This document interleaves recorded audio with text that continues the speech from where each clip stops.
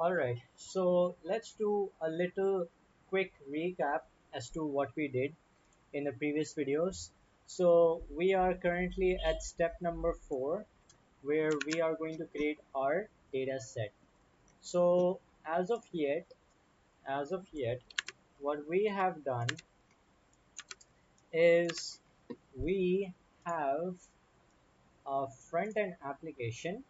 Okay, so we have our front-end application which the user is going to interact with. So this is your front end application. You have your user.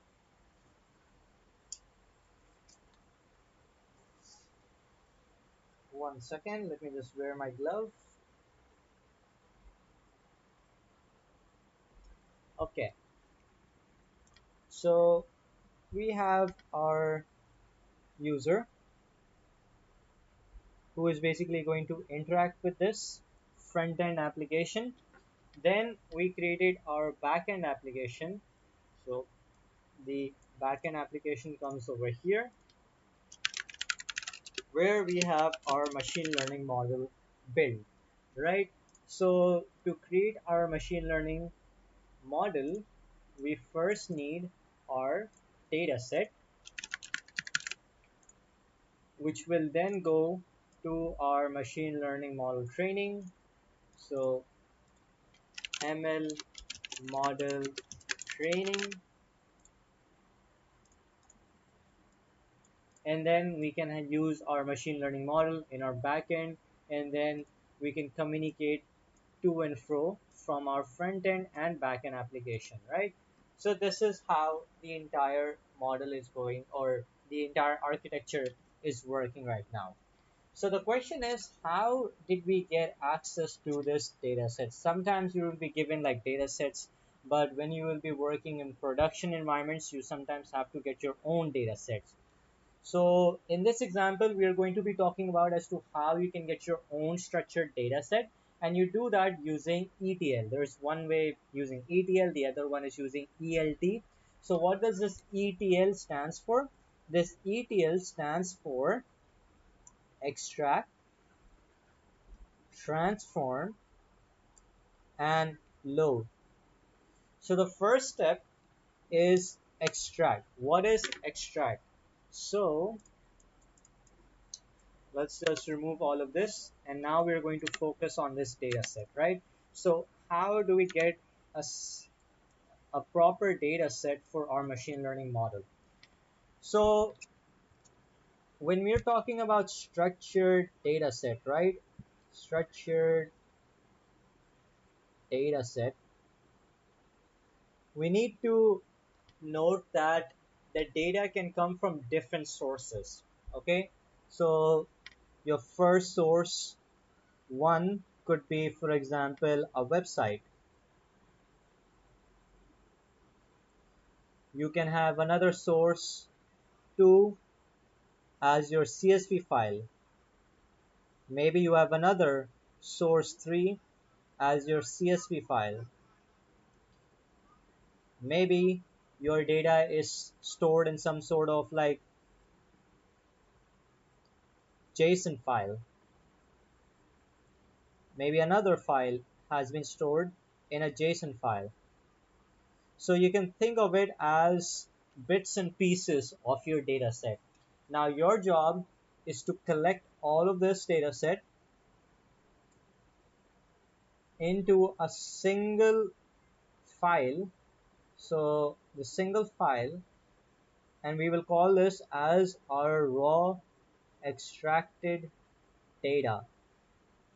Okay, so this is our raw extracted data, and it could be possible that when we are compiling of all of the data set, you can have some sort of impurities over here. So the first step is the extraction. The next step is transform. So now you're going to transform your entire data and remove all of the impurities. So remove impurities, and then you will have your transformed data, and then you want to save this data in different files. Now, let me tell you something before I proceed. So, whatever steps that we're taking right now, these steps are usually taken by a data engineer. So, think of yourself as working in a company. So, go over here, let's come down here. So, think of yourself as working in a company, and there is a data engineer,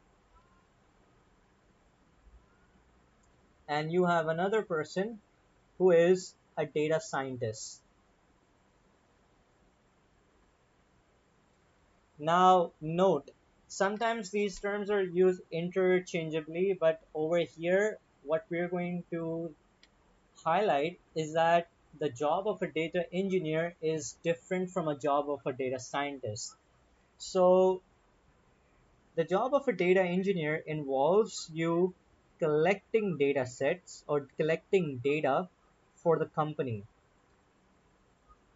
for the company. Now, this data is not only used in your ML models, but it could also be used in some sort of like maybe your company has it's developing some sort of an app, some other application which is not using your ML model.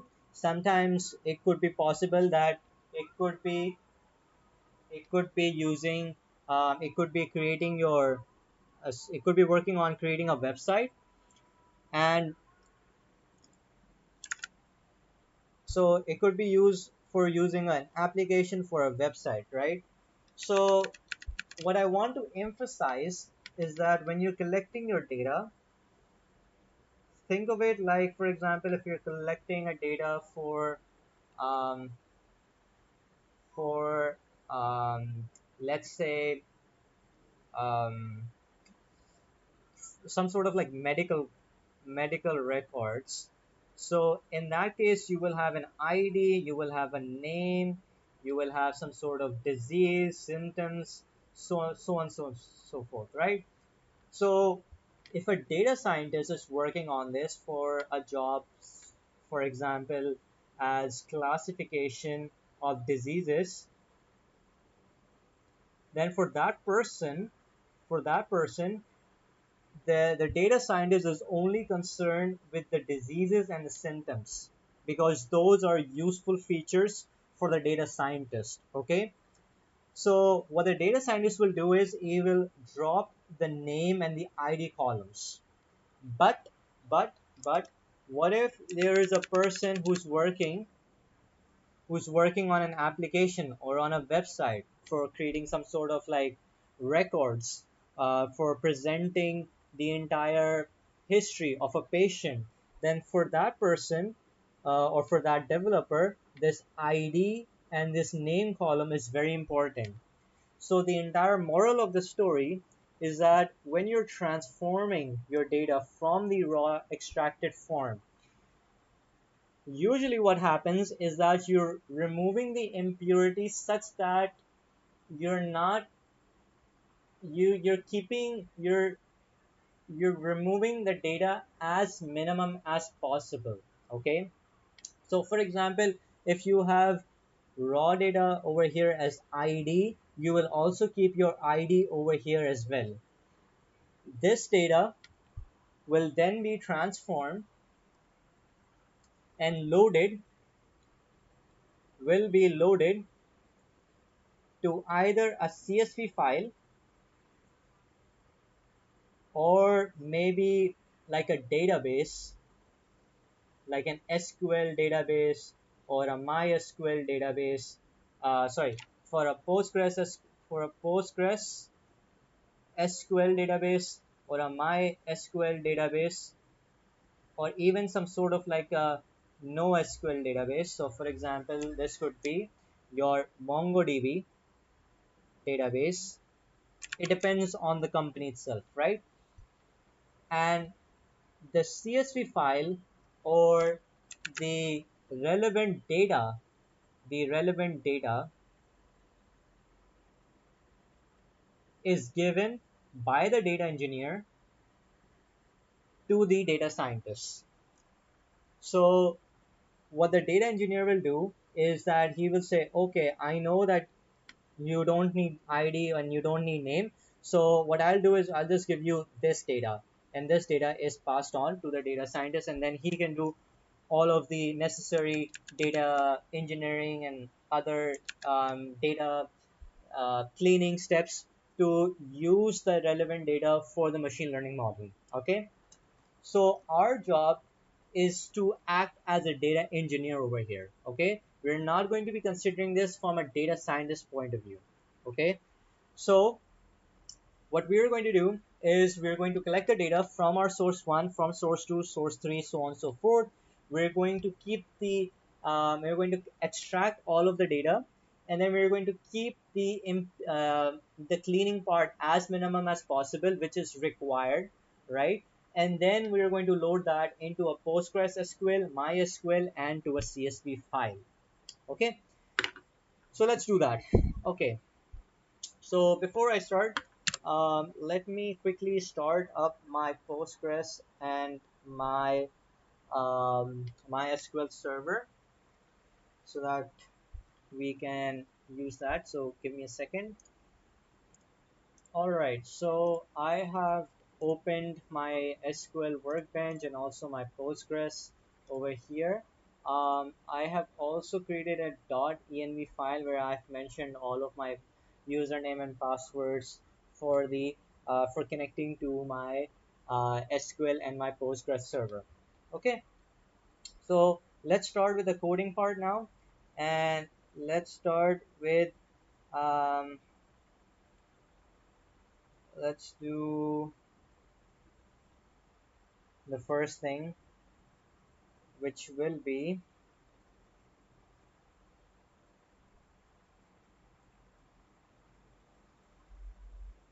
okay. So let me show you some files that you will be needing. So I'll try to upload all of these files on the GitHub so that you can follow along as well. So I have my website.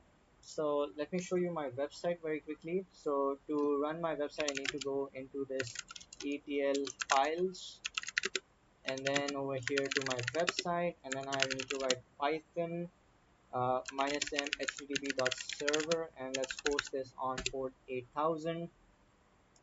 So this is running. Let's go to my website over here. Let's write localhost 8000. So this is the iris dataset, and over here there's this table where we have entries from 1 to about 30.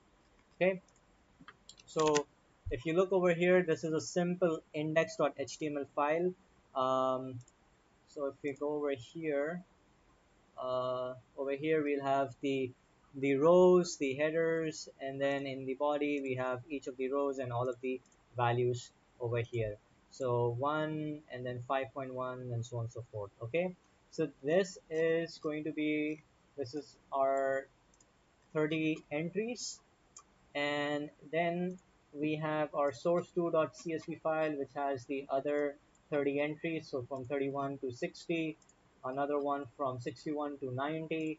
The JSON file starts with from around 91 to 120, and then the last one is from the 121 to about 150.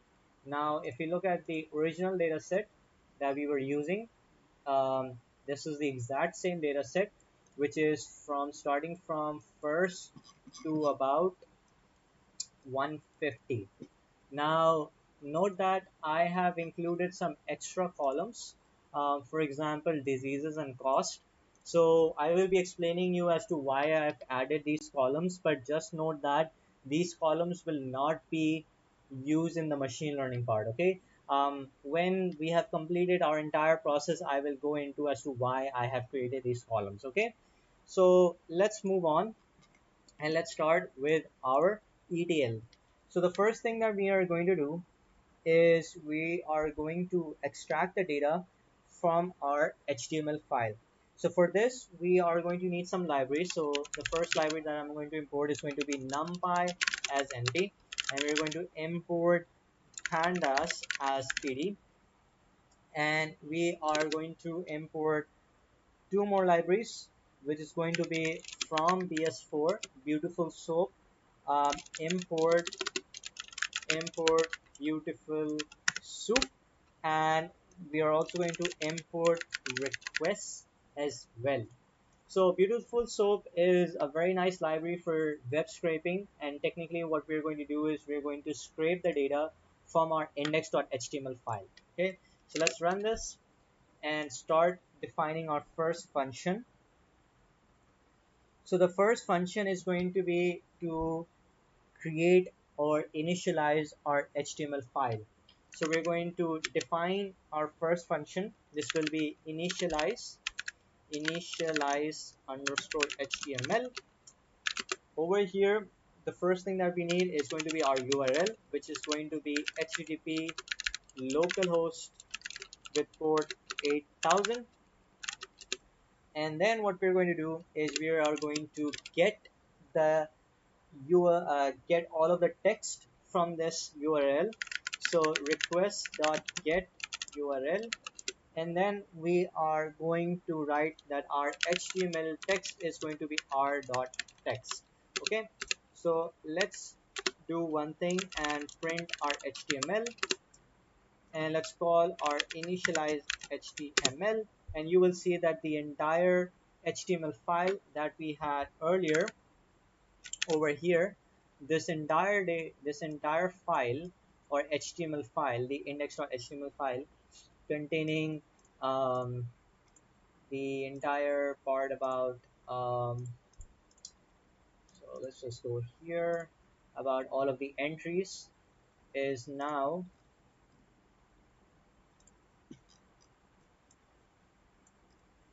in our Python file, and we can access it as we want. But um, trying to extract the dataset from just this text file is a bit difficult. So what we're going to do is now we're going to use beautiful soap and convert it into a file for beautiful soap, um, so that our extraction is more easier.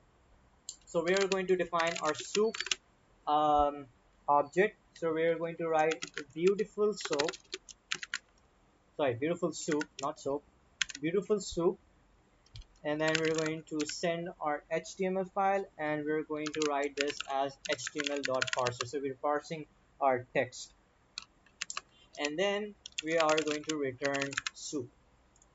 All right, so this will return soup, and now if I run this again, you will see that we still have all of the exact same HTML file, but now it's going to be more easier because we can use the functions defined in our soup library. So the next function that we're going to now create is going to be extract from website, and over here we need to define which column headers we are going to be extracting from, because over here we can see that there's different column headers. There's one for ID, so on and so forth. So we're going to define our column headers. Let's call it as pass, and let's set our column headers to be let's see if I can extract it from over here maybe. Okay, so let's go back here and do this. So we don't need this thing. Do this. Da, da, da.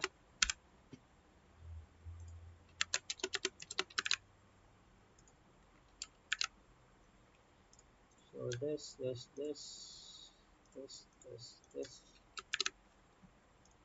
and then we can remove all of the other unnecessary parts.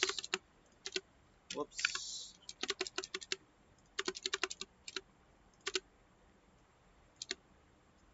Okay.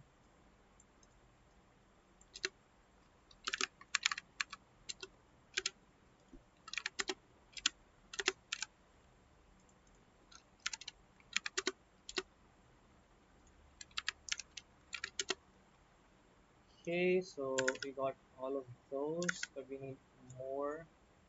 So yes, we need these as well. So this is going to be this species, comma, diseases, comma, the cost.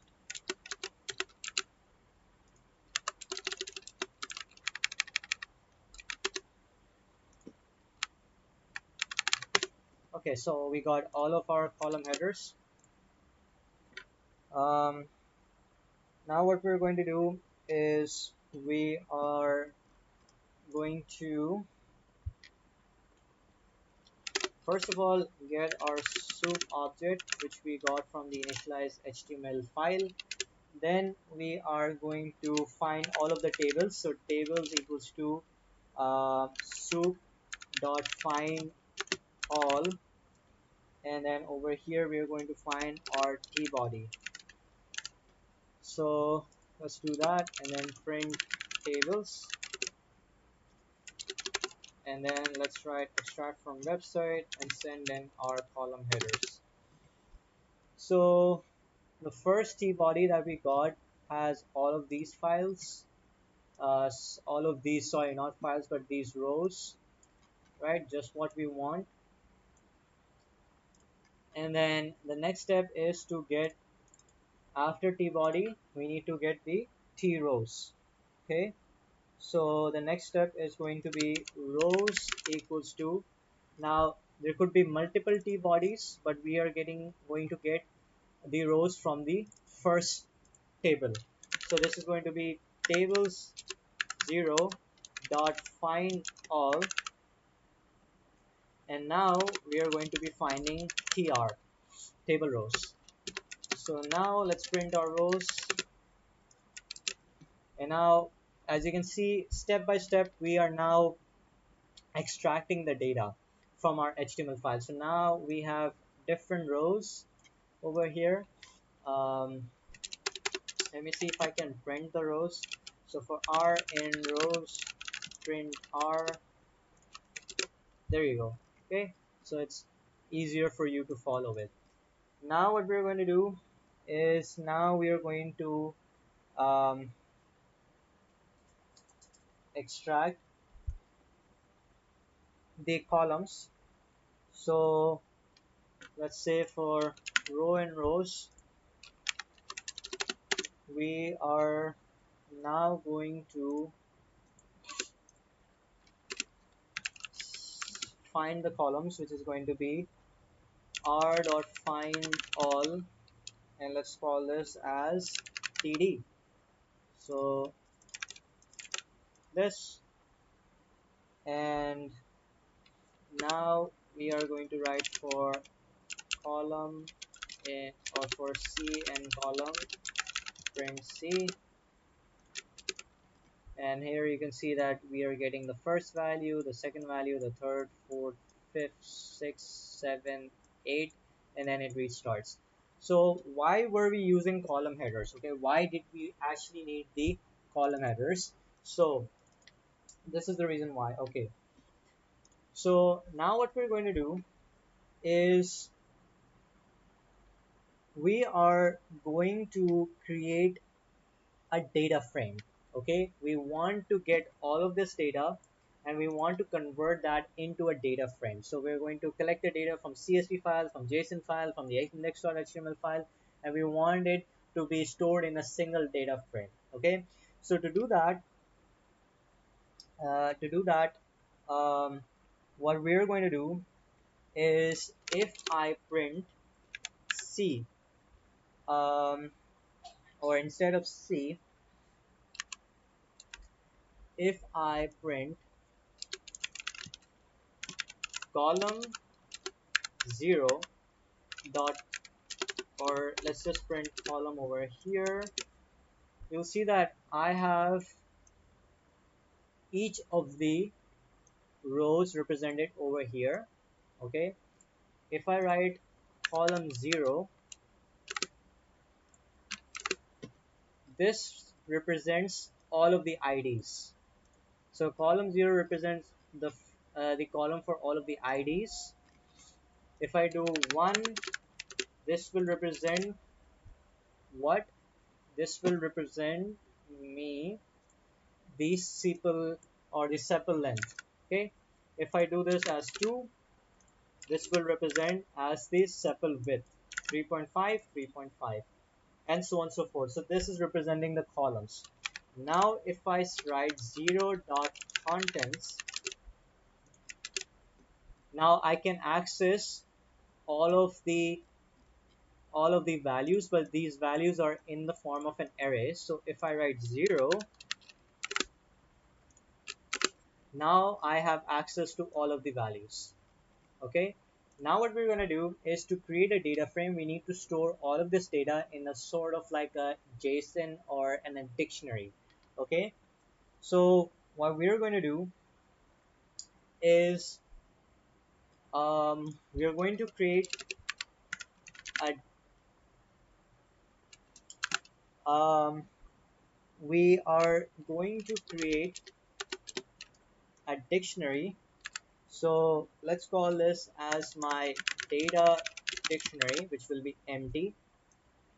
And what we're going to do is we're going to define that our data dictionary is going to be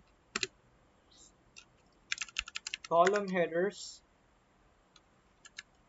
0. So column header 0 is basically representing you the ID, and the value for that is going to be column 0 dot contents 0.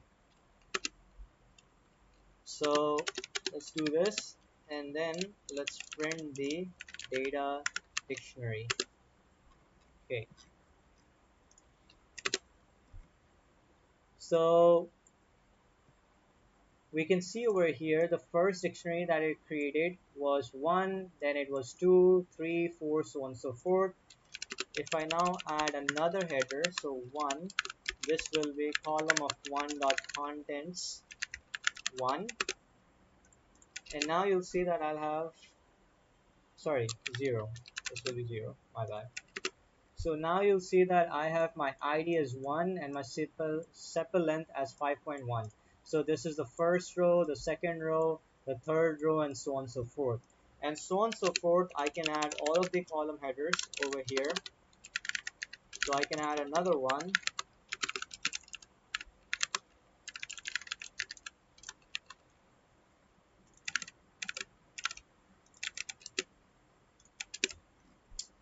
And you'll see that it's going to append my dictionary. Okay. So the way as to how we're going to convert this into a data frame is what we're going to do is we can create like a list over here. Okay. So we're going to create a list, and what we're going to do in this list is we're going to append, so data list dot append the entire data dictionary. Okay, and once we have collected the entire data, the dictionary that we wanted, we're now going to just print this. And now how do I show this to you? So if I return data list, maybe that way it's more. Okay, I can't show you. um, for D in data list, maybe I can show it like this. Print D, and you can think of it as we've created like a very long list, and there's each of the rows has been appended to this list. And the reason as to why we're doing it is because it's going to be much more easier for us to convert this into a data frame. So I'll show you as to how we're going to create this into a data frame.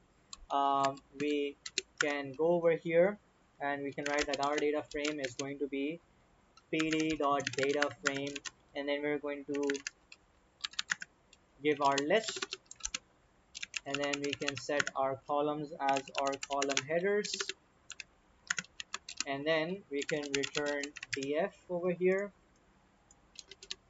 And now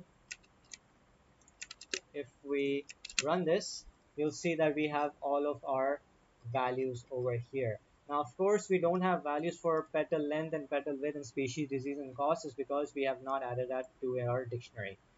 Um, so this was to explain you as to how we are extracting the data from our index.html file. So if I'll repeat, and I will um, explain you the entire process. So we're starting with our URL, which was being the entire website was being hosted on localhost 8000. We got the HTML index.file, and then we were parsing that using HTML.parser and creating a beautiful soup object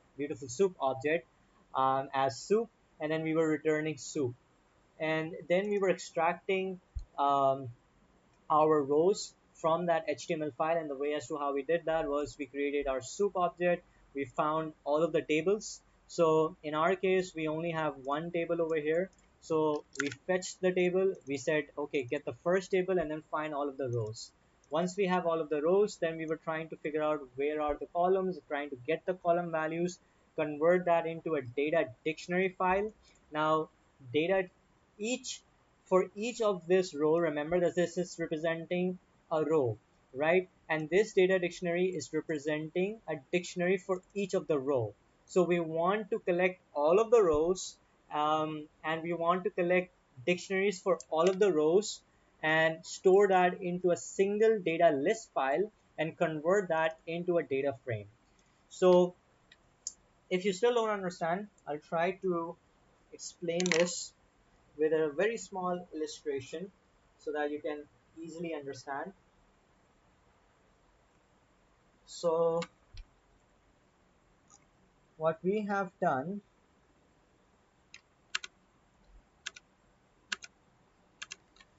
is we have rows. Okay, so this is row 1, row 2, row 3, row 4. Now we said for rows, for row and rows, create a data dictionary. So we have a data dictionary for this, for this, for this, and for this. And then we said, okay, I want to concatenate all of these dictionaries into a single list, which we called as data list, with all of our dictionaries. Okay, so dictionaries, dictionary, dictionary, dictionary, dictionary, so on and so forth. And then what we did was we converted that into a data frame. So this is what we have done. Okay, so to get all of the columns and to clean this code a little bit, what I can do is I can say for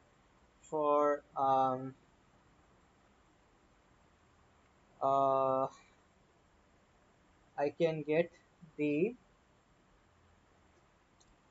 all of the columns. So I can write for I in the range of my length of my column headers, and then what I can do is write data dictionary for column headers I is going to be column of I dot contents 0. This single loop is basically doing all of this stuff. Okay, so instead of me writing column headers from 0, 1, 2, 3, and 4, all of these all of the columns, this is basically automating all of this entire work. So I can just comment this out, run this, and run this, and now you can see that I have all of the values that I wanted. Okay, so for starting, this is very easy to understand. But when we want to automate things, it's always nice to automate it using a for loop. So with this, we have done our first task, which was to extract the data from the website. Now, in the next task, what we're going to do is we're going to extract the data from the CSV file. All right. So to extract the data from the CSV file,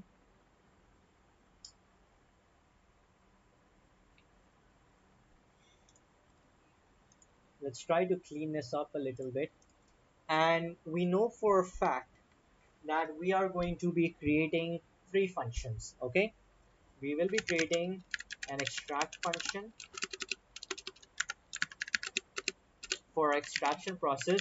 We will be creating a transform function which will deal with all of the transform logic, and we will be creating a load function which will be handling all of the load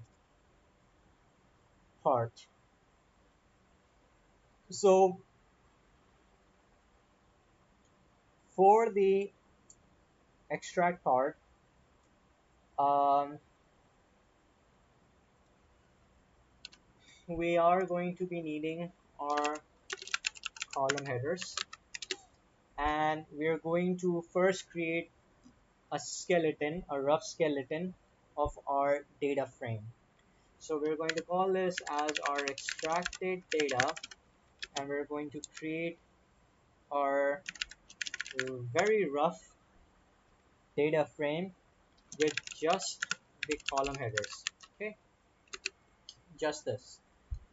And then what we're going to do is we're going to write whatever data that we got from the extraction of the from the website. We're going to store that into website data, and over here we can send our column headers, and then we can concatenate this to with our extracted data by saying extracted data equals to pd.concatenate concatenate give our extracted data first, and then the website data, and then we can write ignore index to true. So what is this index, ignore index? Why are we setting this to true? This will all be explained in a little while after we add these CSV files. So over here we have created the entire logic for our extraction from the website. Now we're going to create the logic for extracting from our CSV files. So for that we are going to define some helper functions that we'll be needing. So the first one is going to be called extract from CSV, which will use or which will be using a CSV file path. We are going to write our data frame, and we'll be reading this CSV file, and then we will be returning our data frame. So this is just for reading purposes and converting the CSV file into a DF file. So over here, what I could do is I can write extracted data equals to pd.concat, and let's just say that we have one CSV file as our ETL files, and over here let's set this to source2.csv, and then we can write extracted data, but first we need to get the file from our CSV. So let's say that we are going to extract the data. We're going to write pd.data frame or current CSV file as pd.data frame, and in this data frame we can call our extract from CSV, and we can give our CSV file path. So set this to file path, and then once we have done that, we can set uh, Okay, so let's break this down. So CSV, uh, df CSV can do this thing here, or we can just call CSV data, extract this, and then inside this data frame we can say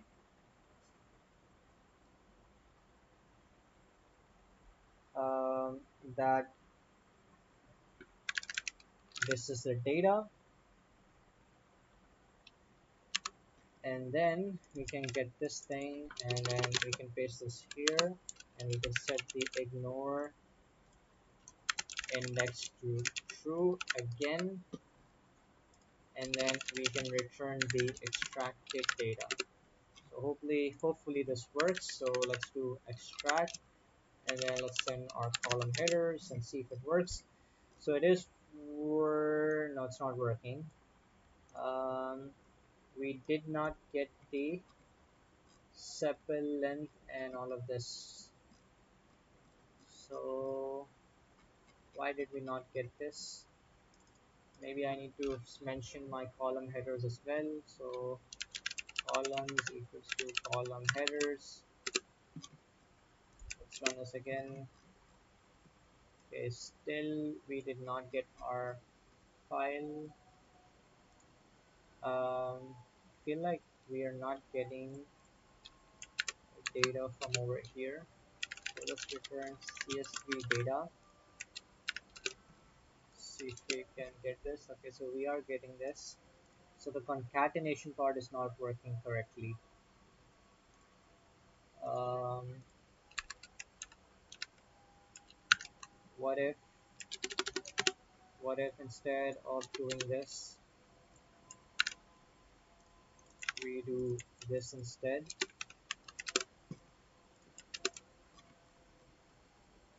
No, we're still not getting it. Okay, how about what I do is I try to join all of these things together. So pd dot data frame, and then let's do extract from website, give our CSV file path over here, and then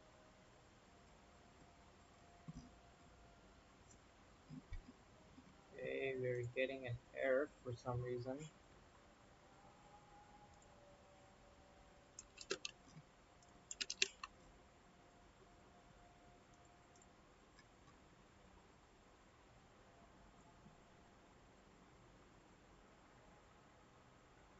Okay,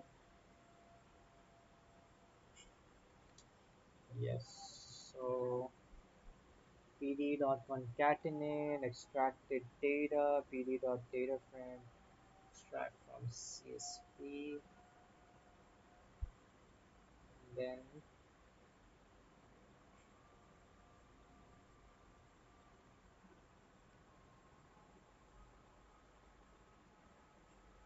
getting our file. Something is not working correctly. Okay, 1 second, let me try to figure it out and I'll get back to you.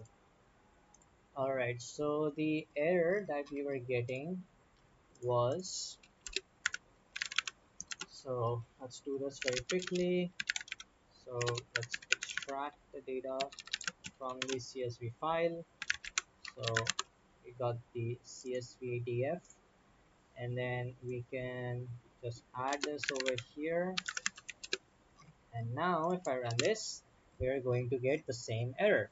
Now why are we getting this? Because the reason is, if you look over here, the column headers over here are different from what I have mentioned over here.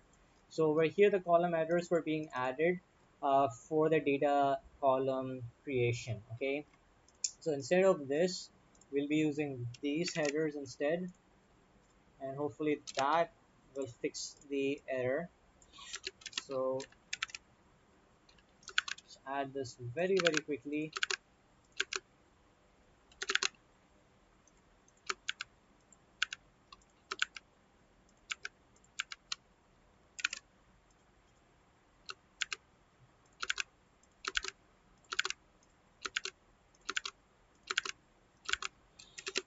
run this. Okay, we got an error. Okay, so two over there. Okay, now let's run this, run that, run this, run that, and there we go. And that has fixed our error. Okay, perfect.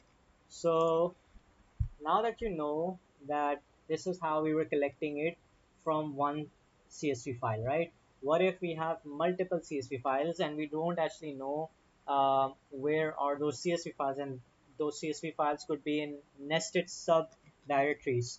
So for that, what we're going to do is we're going to import two things: import OS and import glob.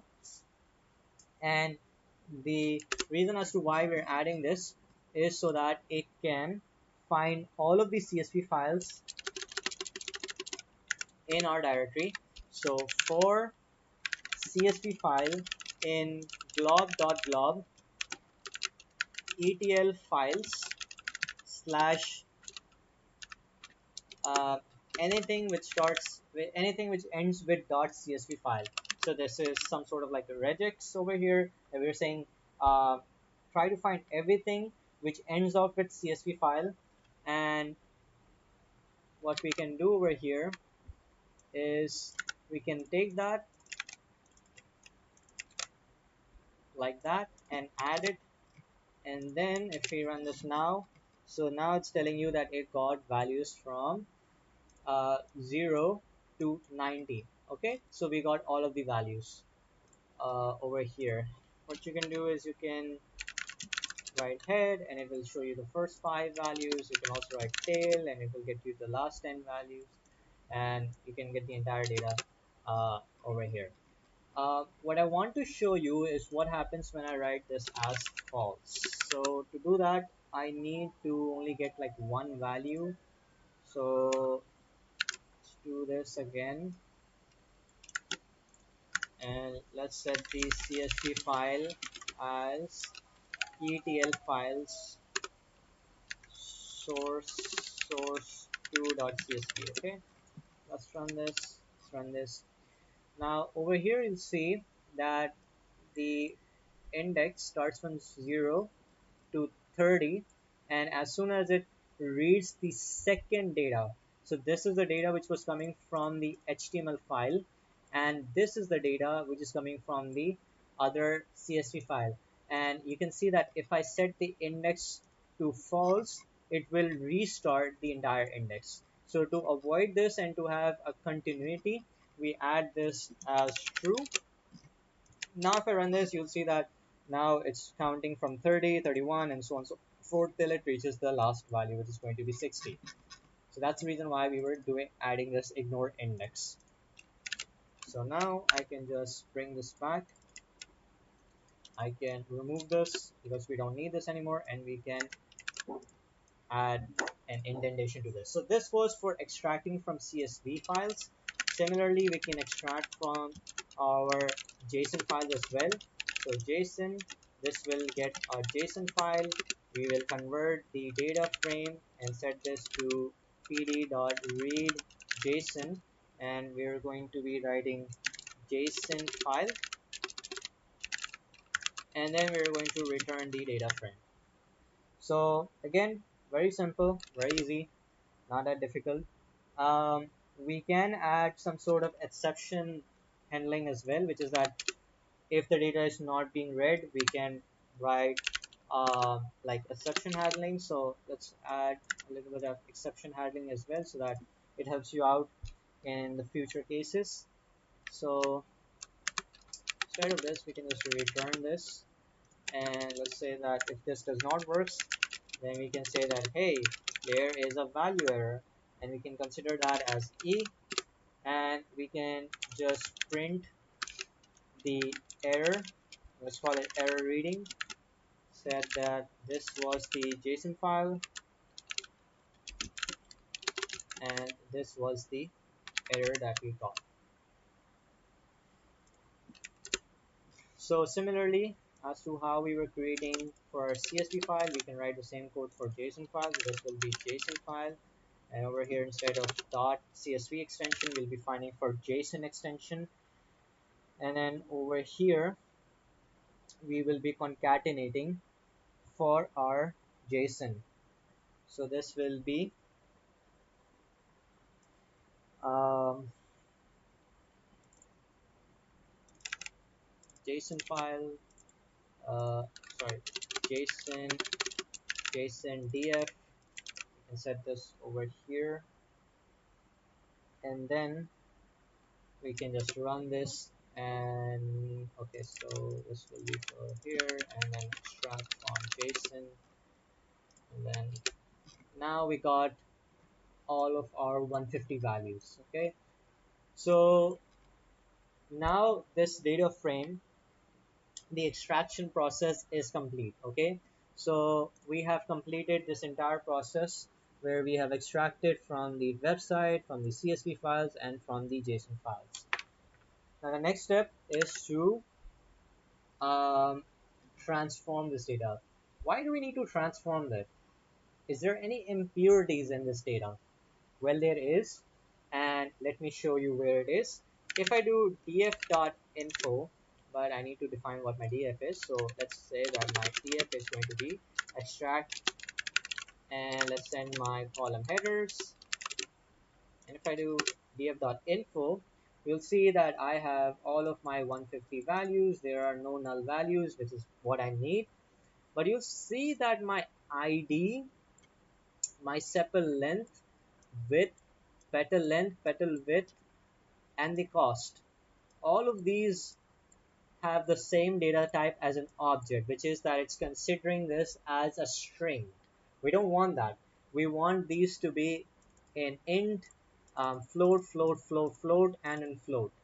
And for the other rest of them, we want to keep them as objects. So what we want to do is we want to convert some of the columns into numeric columns. So that's the reason as to why we need to do transformation over here. We need to clean the data a little bit more.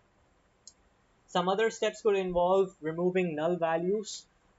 If there are a lot of null values, then it's a bit difficult to remove them.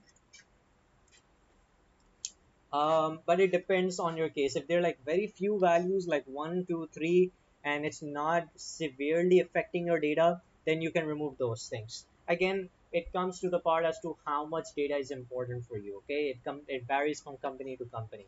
All right, so let's do the transformation. Before we get into the transformation, I need to introduce one more concept, which is log files. So normally whatever we are doing, right, whichever steps that we are performing, so whichever steps that we were performing, we want to keep a log file, which is that it maintains all of the steps that we were doing. For example, hey, at 9:13 p.m. I started my extraction process. At, for example, 9:14 p.m. the extraction was complete. Extraction complete. At 9:15 I started my transformation. So this basically helps you to track back into finding errors, debugging errors, or for logging and for audit purposes. So it's very nice for you to create log files. So now we're going to create a function for creating a log for our extraction. So for that, we are going to need some libraries for including the time. In our log file, we need the date time library. So let's do that very quickly and import that. So we are going to say from date time import date time, and then we're going to go here, and um, we can create another function, and let's say log progress. This will take two parameters. The first one is going to be our message, and the other one is going to be the log file path. Where do we want to create this? Or the log file. Let's call it log file. Okay, so first we need to define the timestamp format that we want to save in our file. So that is going to be that is going to be %y hyphen %h hyphen %d, which is for days, and then hours, capital H, minutes, which will be capital M, and then capital S for our seconds. We're going to say now equals to datetime dot now, get the current time, and then convert that into this format. So string format time. This will be timestamp format. This will be now, and then we can say with open the log file as append. We want to write in this file, which will be the timestamp, and we're going to add a comma, and we are so as f, and we are going to add this and the message, and we are going to add a new line. Okay, so this is now created, and instead of this, what we're going to do is we are going to create another cell, and in this cell, first of all, we are going to define our headers, not over here but over here,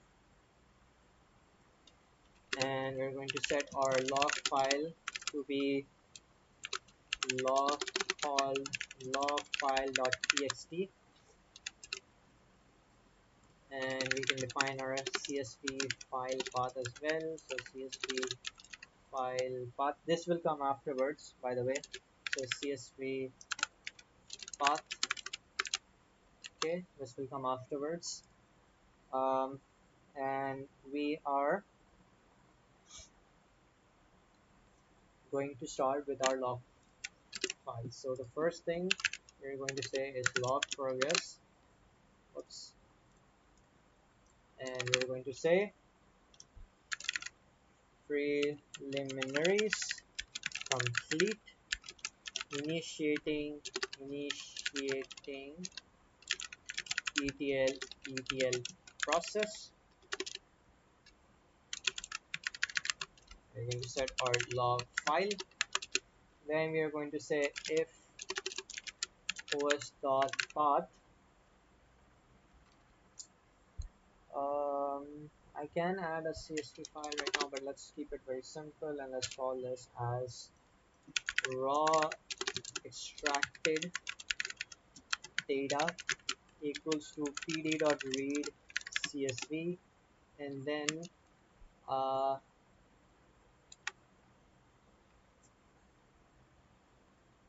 we can no, let's keep this afterwards. Let's do this afterwards. We're just going to say that our raw extracted data is going to be what we got from the extract, and we need to send our column header. So this is going to be very simple. And then we can write log progress, and we can say that extraction is complete. Extraction is complete,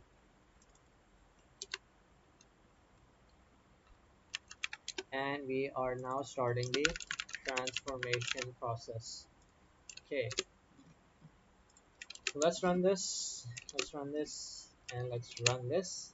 You'll see that I have my log file over here. It initiated the ETL process, and my extraction, my terrible spelling, is complete, and it has now started the transformation process. Okay, so let's fix the spelling,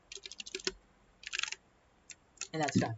So the extraction is done. Now we're going to go to our transform. This is going to be very quick and very easy. So first of all, we need to define which of the numeric columns are we going to convert. So we are going to be converting So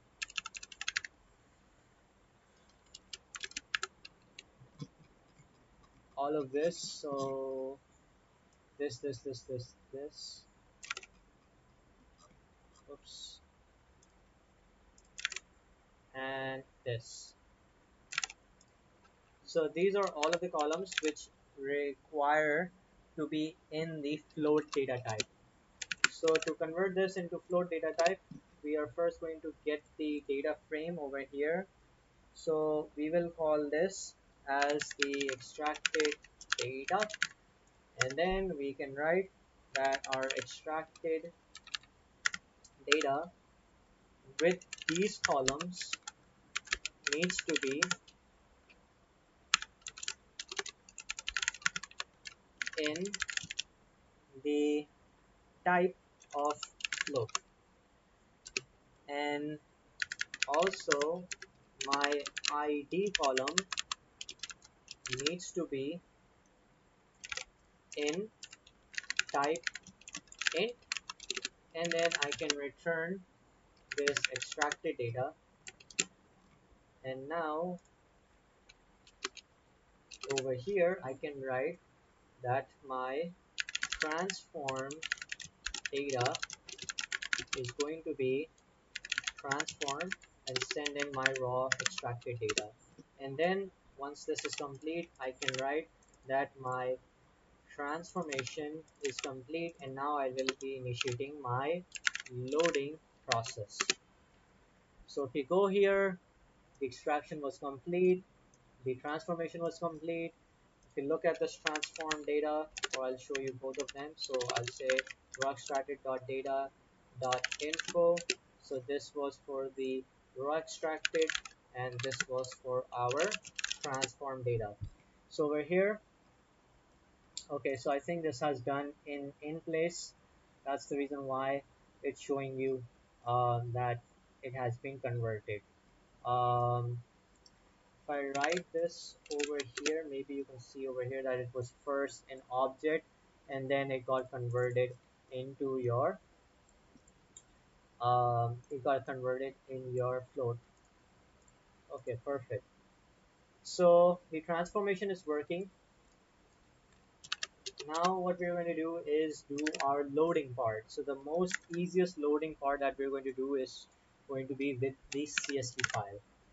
So over here in the load method, we are going to call this as load to CSV. This will be taking our transform data, or I can just say data frame for short. I can define where I want to save this, so this will be my CSV file path, and then I can do df to CSV, and then write my CSV file path, and then set my index to be false, which is I do not want my index in this data in this CSV file. And then I can just say that I can save this in dataset and call this dataset dot final dataset underscore final dot CSV. Over here I can write that I will be loading to CSV. I need my data frame, which is going to be this. I will be needing my CSV file path. This is this thing. And then I can add this over here, and I can say that my load to CSV is complete,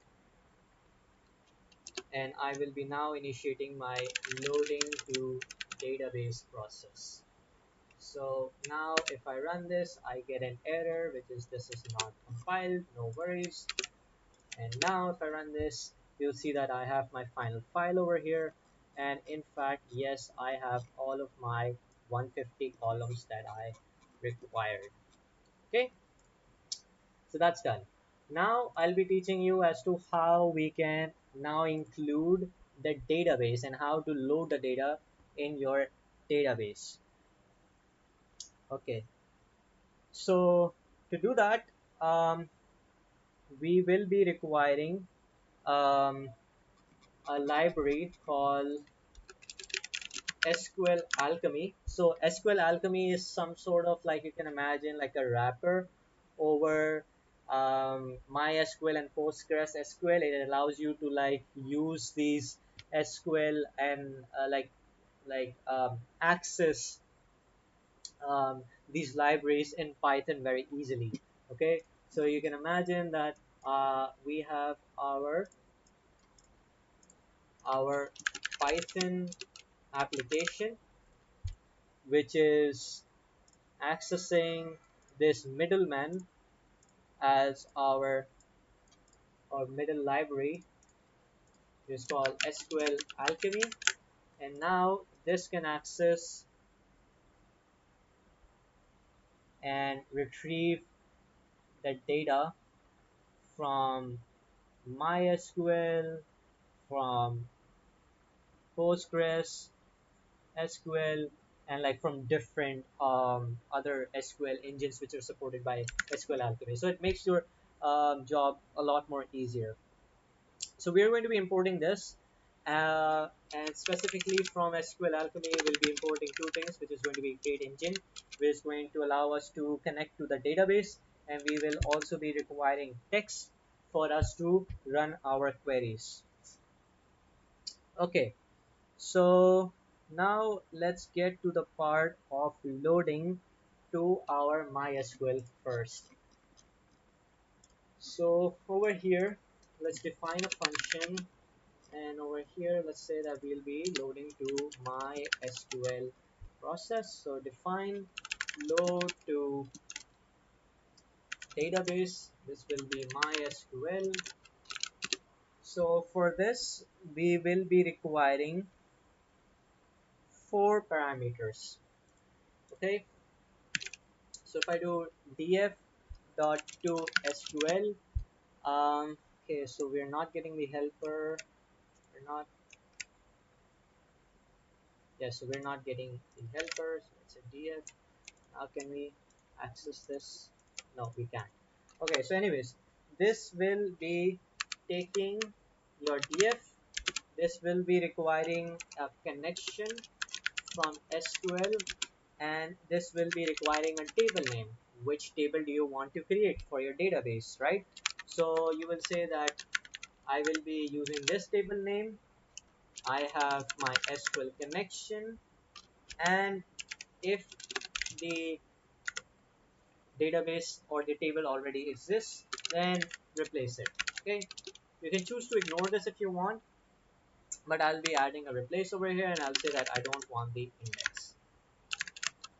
I don't want to add the index. Okay, so this is done. Now we need to create our connection. Okay, so for that, we need to connect with this database, and for this we are going to first of all collect all of the necessary password and strings that we require. So we're going to say from dot environment, we are going to be loading, we are going to be importing load dot environment. We're going to load it, and then we are going to say that my SQL connection string is basically os.get environment, and get this thing. So I have defined a connection string in my environment, which defines my password and my entire like MySQL connection string for SQL Alchemy. You can search this on Google or on ChatGPT as to how you can get a SQL Alchemy string for your environment or for your username and password, and it will be very easy. It's not that difficult. Okay, so I've imported that, and we also need to define our table name because we'll be passing that. So we'll call this table as iris. Please note that you need to define this in lowercase. Okay, do not use this in capital, because there are issues when you write your table name as capital and it doesn't works on MySQL, okay, or Postgres as well. So please note to always add a table name and lower case. Okay,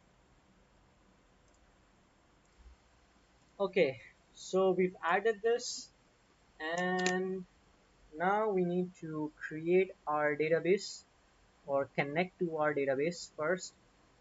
Um, so once we have done this, we are going to write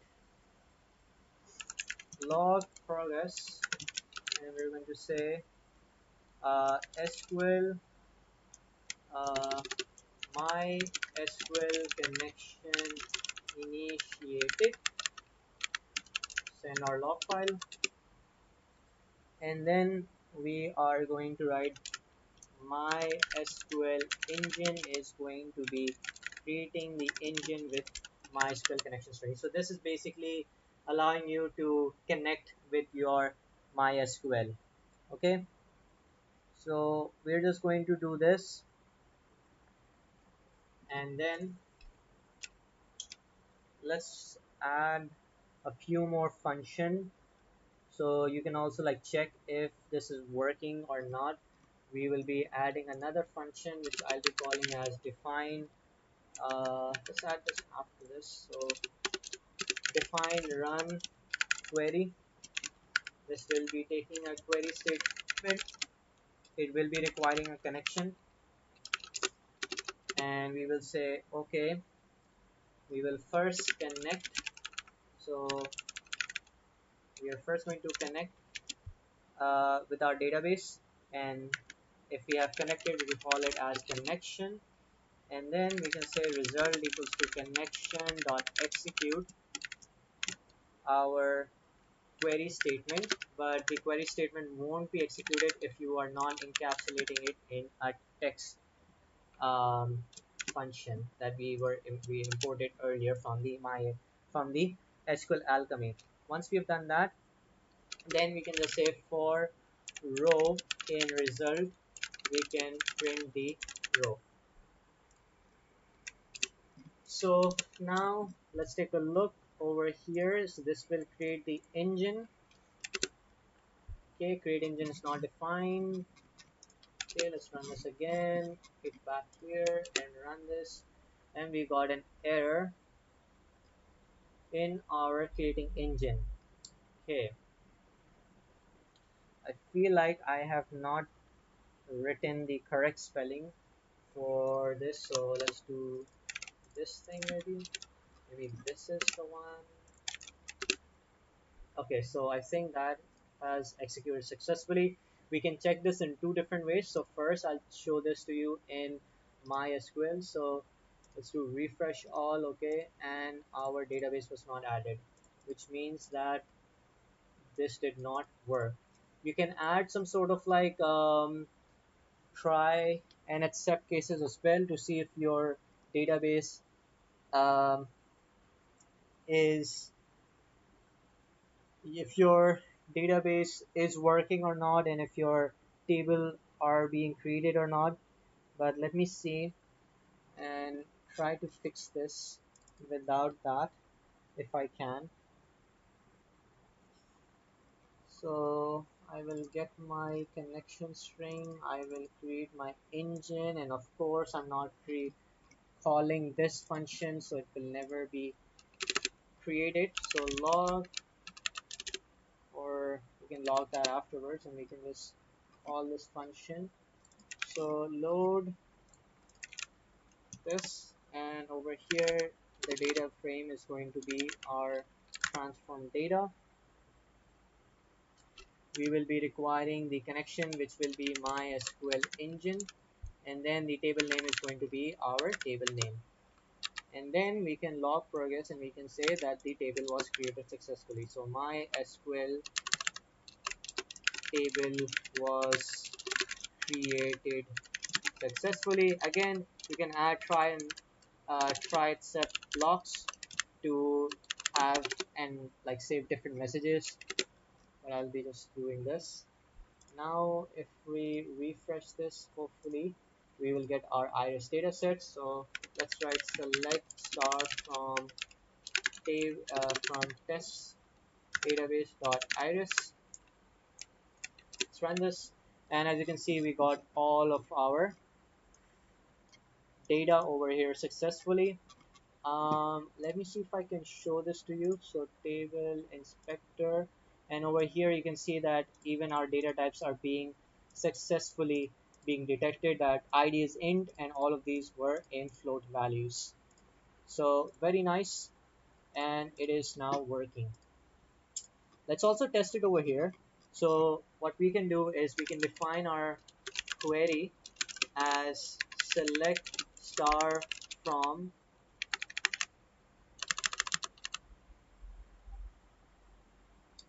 and we can write this as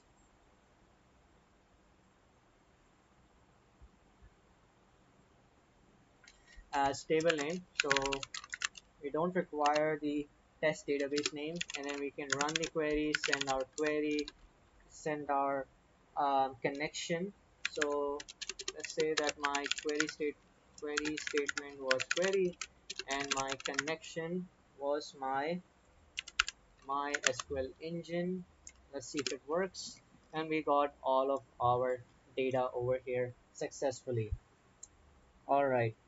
The next thing that we're going to do is we're going to do this for Postgres as well. So I'm going to teach you as to how you can also load this for Postgres. So now let's do this for Postgres.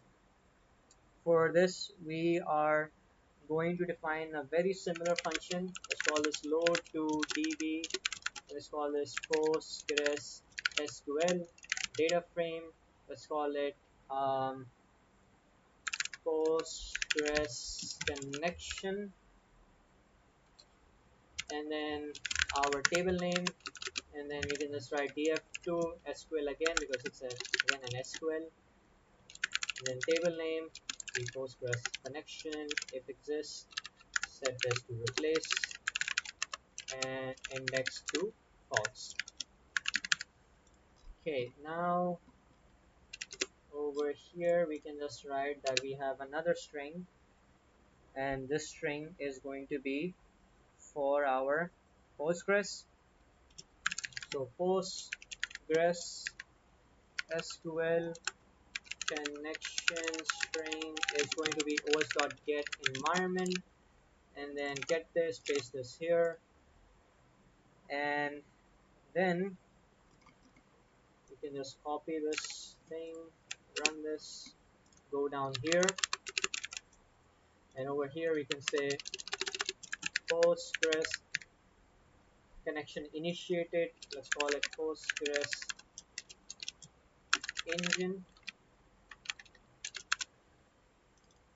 Give this the Postgres SQL connection string.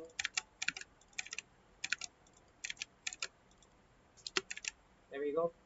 And then we can call another one which is load to PostgreSQL transform data. Instead of here, let's send this table name, and then we can say that the Postgres table was created successfully. Over here, let's take a look at the Postgres table. So let me refresh. The table is here. Let's see if it works. So select star from iris, and we got all of the data successfully. Let's take a look at its properties in columns, and in fact that all of the data types are also being read.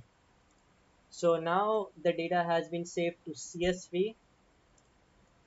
to CSV, PostgreSQL, MySQL. I'll show you as to how you can do this on MongoDB as well. But before that, let me run this for the Postgres engine to show you that this is also working. We got this on Postgres as well. Alright, so for the MongoDB, so if you want to add your data to MongoDB, you can do that by having a MongoDB connection string again. So this will be MongoDB connection string, which will be os.get environment um,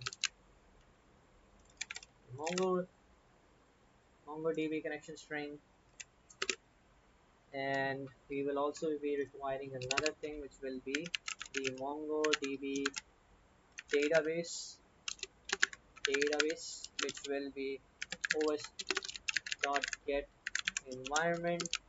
This will be Mongo database. So this is the name of the database. Okay, first is the connection string. So this is for the cluster that I have hosted on my MongoDB. I think it's called Atlas, which is the online cloud platform, and this is the going to be the name of the database.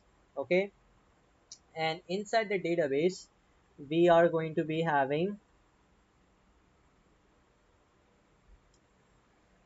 so for the MongoDB, one second, we are going to write log progress, and let's just say MongoDB has been started. So the client is going to be called Mongo client. Okay, so for this we're going to need more libraries. So from PyMongo we are going to import Mongo client. Okay, and then over here we're going to say Mongo client is going to be our Mongo connection string. So this is creating the client. The database is going to be client and then MongoDB database, and then we can say that our collection, so this is going to be the table. Okay, so table name.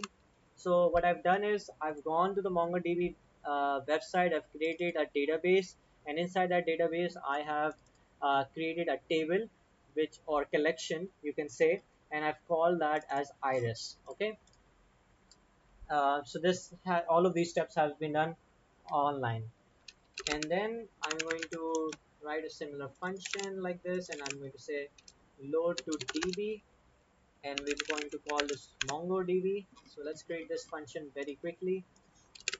Define load to DB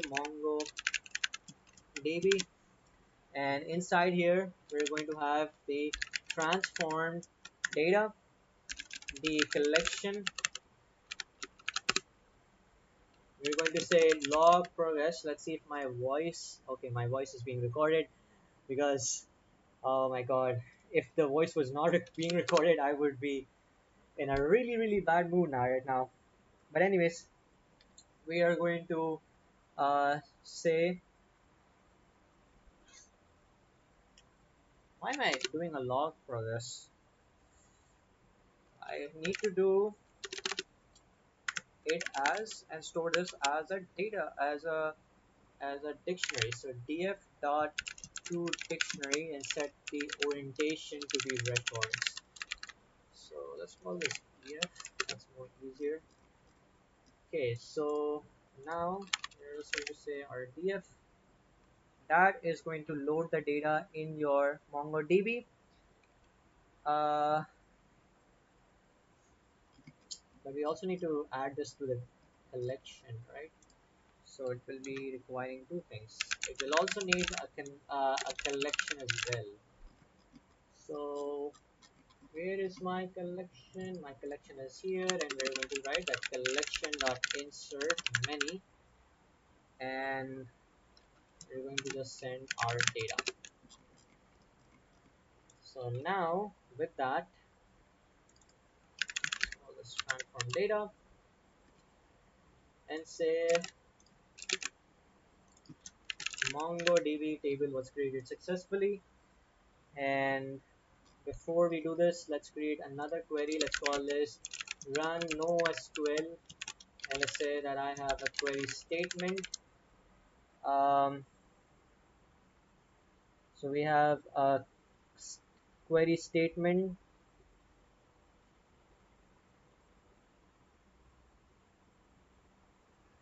and our collection, and we're going to say for doc in, sorry, the results, is going to be collection.find query, and then we can write for doc in results, print the doc. And once we're done with this, we want to make sure that we close the client. Okay, so we have not defined the client over here, and it will not close it, so I can also define a client as well. And over here, let's just remove the output, say that my query is going to be, so let's run a different query for NoSQL. Let's say that I want to get the cost where it is greater than the values are greater than 150. Okay, and I want to run the NoSQL query, and my query is going to be this, and I'm going to set my collection and my client as well. So for this, I'm going to just copy all of this and go down here and paste this and run this. Mongo client object is not callable. Okay, let's see. Why is this so? Let's go here, run everything, making sure it is working. Mongo client is not callable. So I think so my MongoDB cluster is not working. Let me quickly fix that. Okay, so I've gone back and I've tried to fix the database. So let's see if it works now. I haven't changed anything in the code. I've just um, tried and see if just okay. Still, it's not callable. Maybe I written some spelling mistake over here, as I always do. So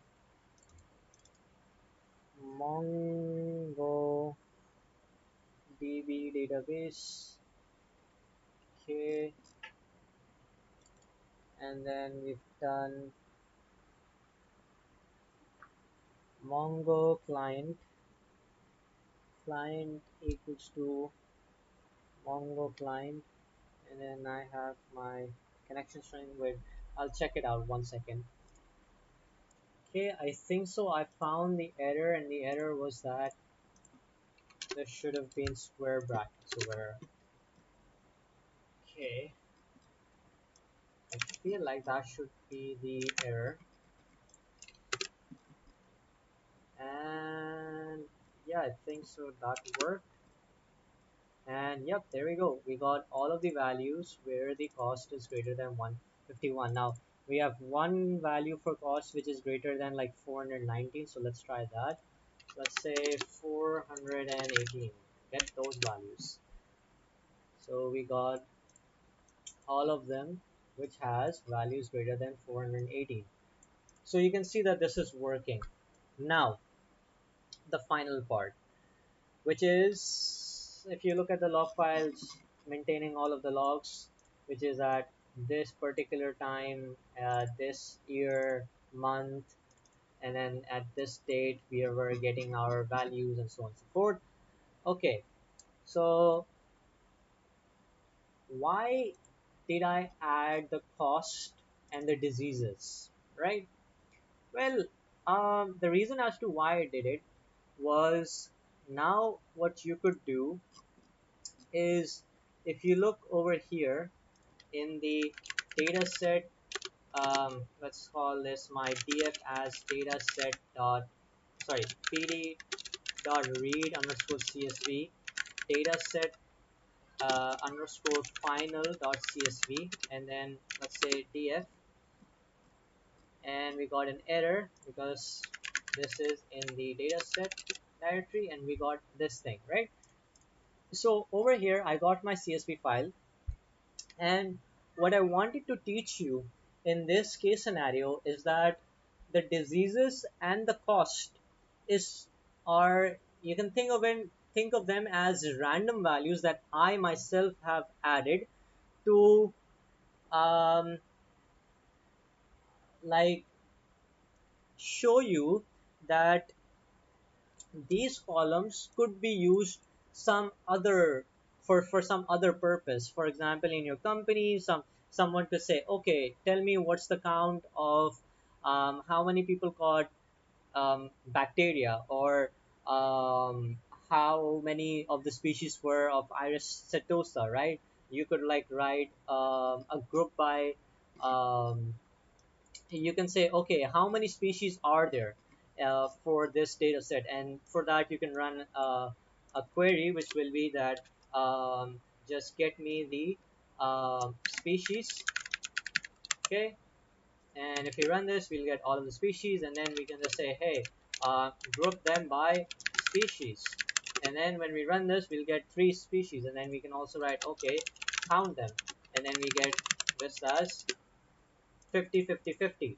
So we got 50 for the first one, the second one, and the third one. So you can run multiple queries, right? But what if I send this data set to my data scientist, and he uses this data set, and he finds that the values for diseases and causes is too random.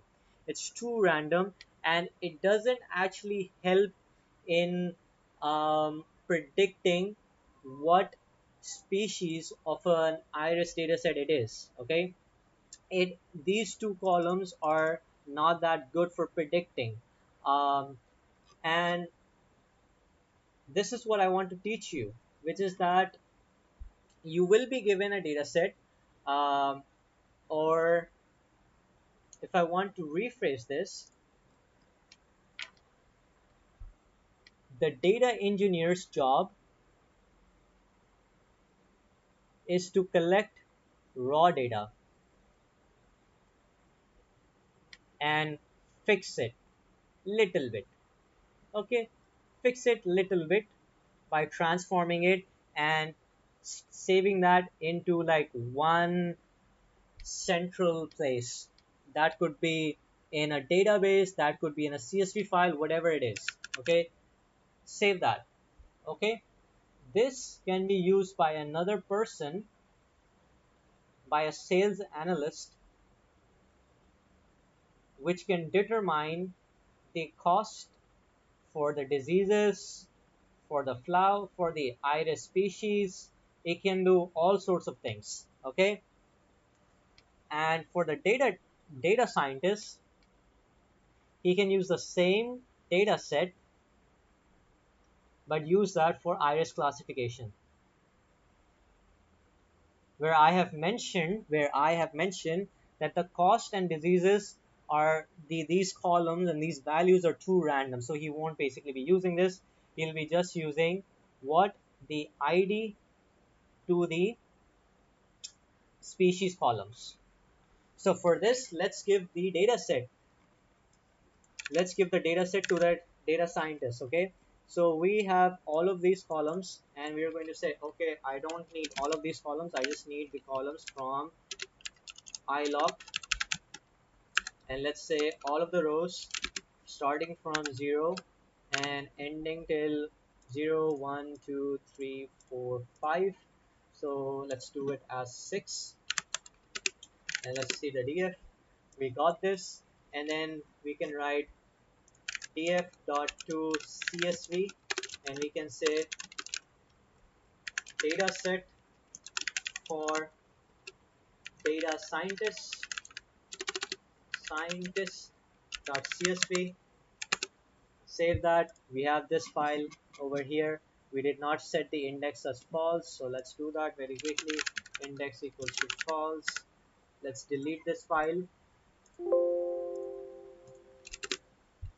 We have this, and now if you look over here, this data set and the data set that we were working in the third video when we were creating the machine learning model, this and this and this. Okay, so you can see it's the exact same data set, exactly the same data set. So this was to teach you as to how to collect the data if we don't have it. Okay, so now we have completed another assumption, which is how did we get the data set. Now that you have learned as to how to collect the data set, how to train a machine learning model, how to create your own front end application, how to get the data from the back end application, there is one very big assumption that we are doing. And the assumption is that all of the things or all of these steps that we have performed up till now has been performed on your local computer, which is that you were hosting your entire front end on your Streamlit application, you were hosting your backend again on your own local laptop. And what this basically causes, what like what this leads to, um, the problems that this will lead to is that you can't share your front end application or back end application with the public world. So how are you now going to deploy them to the cloud so that you can now share your machine learning model to the entire world? That will be the next step. And this is the next assumption that we are going to work against. So that will be step 5. Um, and another thing that I wanted to talk about was that this entire ETL process was to collect the data set. Okay. Now, if we assume that the data set is not going to change, then you can run this ETL pipeline once. Okay. This is like creating like an ETL pipeline. There are other tools for you to create ETL pipeline as well. There is one which is called Airflow. Um, um, Let me see if I can run or I can show you the pipeline on Airflow as well. Uh, it's not working, but I'll give you a rough overview, okay, as to how you can create your ETL pipelines on Airflow, on Airflows, on Airflow, Apache Airflow. There's another one which is there's another tool called Kafka, but using Kafka is very complicated, so I won't be going into that, and that's more in the data engineering region, so we won't be discussing that. So I'll just pause the video and wait till my Ubuntu or my Linux system opens up, and then I'll show you as to how you can create your ETL pipelines in Airflow. All right, hopefully nothing crashes and I can show it to you. So what I've done is I've posted my website for the Iris dataset. Let me quickly show you all of the files. So a very neat way to work with ETL pipelines is to separate all of your data in different files. So if I show you over here, whenever you're working with Airflow, you're working with DAGs, which is directed acyclic graphs, which is that you're first of all going to define, hey, this is going to be my extract method, and then once this is complete, then you're going to do the transform one, or you're going to do the load work. So over here I'm just loading the file in CSV. I'm not loading it into the MySQL and Postgres. And also you can also if you know which tasks are independent, you can also run them in parallel as well. So it's not necessary that you need to have dependent tasks like I'm showing you right now, which is extract, transform, and load. So over here you can see that the extract.py file, okay, it's very similar. I hope this is being recorded. So it's very similar as to what we did. Initialize, then extract, and then this is from the CSV file, JSON file, and then extract it, right? Nothing that difficult. Um, in the load, just doing a simple load, making the directory if it doesn't exist, and then saving the CSV file. We transform the same that we were doing earlier. We were converting the columns into numeric columns. The exact same code, nothing is different. What's different is the main file over here. So when you're creating like a normal DAG file, let me show you like a dummy DAG file. Um, you're going to mention all of this, which is the date time, the airflow DAG, your name, your start date, the number of retries you want. Then you're going to create your DAG object, your default arguments, which were these. You're going to specify your first DAG, and then you can specify bash operators, which is like printing all of this. And then you can say, hey, run task 1, task 2, task 3, and I think so my Ubuntu has crashed. Okay, yeah, it has crashed. 1 second. Okay, so we are back. Let me like show you all of the files before I run it and before it crashes again.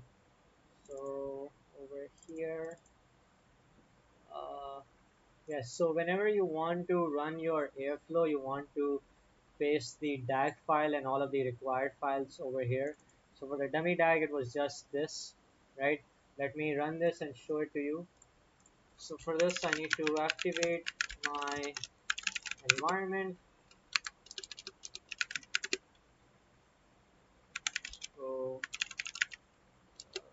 and next,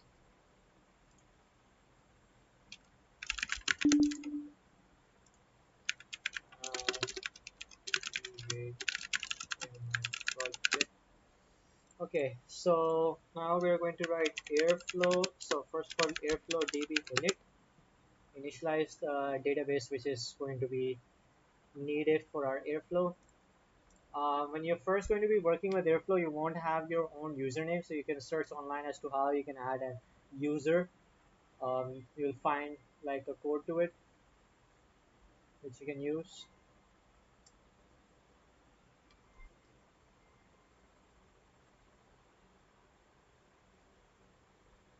Okay, so this is, we're waiting for this to execute. We're now going to write Airflow web server minus port. Let's run this on 8080. And let's go here and write Airflow scheduler. Okay, so this is going to start your Airflow. We're going to open our Firefox.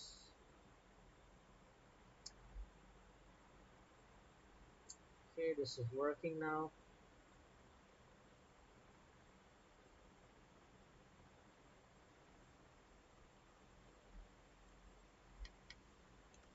Okay, so we'll go here and we will write local host 8080. So I've already saved my username and password, which is the reason why when I'm going to enter this website, it will automatically log me in. Okay,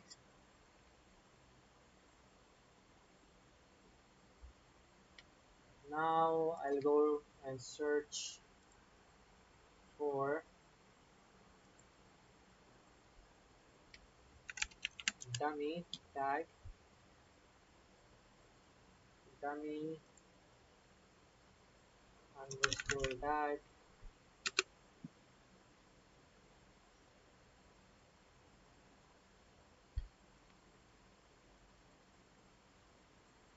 Okay, did it crash again? No, it's still working.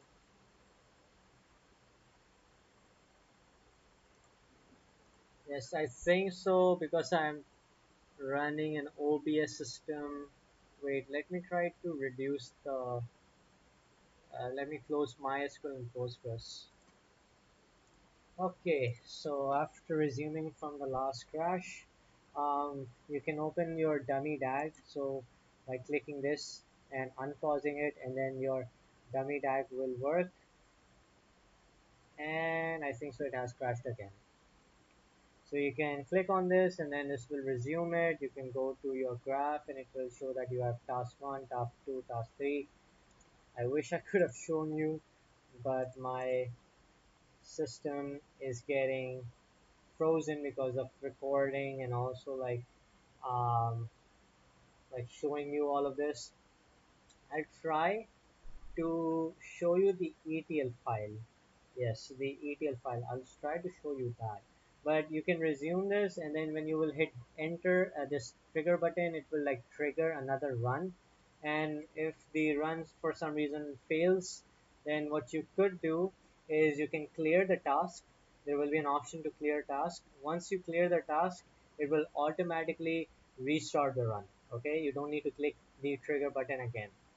You can also like set or write code to automatically trigger runs as well. That's up to you.